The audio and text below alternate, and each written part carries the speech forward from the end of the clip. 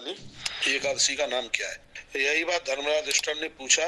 भगवान श्री कृष्ण को कहा, भगवान भाद्रपद के शुक्ल पक्ष की पद्मा एकादशी के बारे में आपने बताया, जिसे सुनकर के बड़ा अच्छा लगा और जिसकी महिमा और महात्म्य भी आपने विस्तार पूर्वक बताया।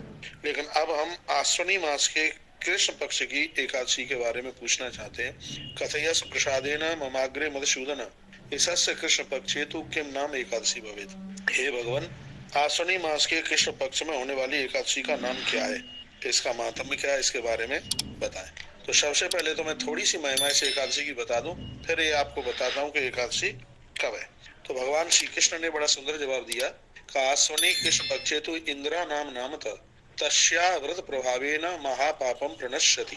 भगवान श्री कृष्ण कहते हैं कि आश्विनी के कृष्ण पक्ष में पड़ने वाली एकादशी का नाम इंद्रा एकादशी है और उसके व्रत के प्रभाव से महापापों का नाश हो जाता है।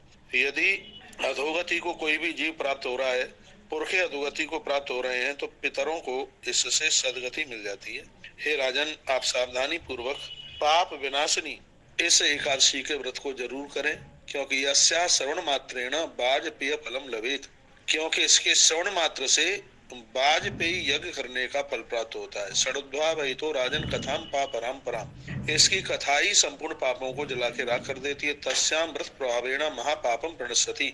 इसके व्रत करने से महापाप, बड़े से बड़ा पाप है, वह समाप्त हो जाता है। तो प्रभु प्रेमी जनों, अब के बार जो इंद्रा एकादशी है वह शनिवार के दिन पड़ रही है। 27 सितंबर को दोपहर में एकादशी आवेगी।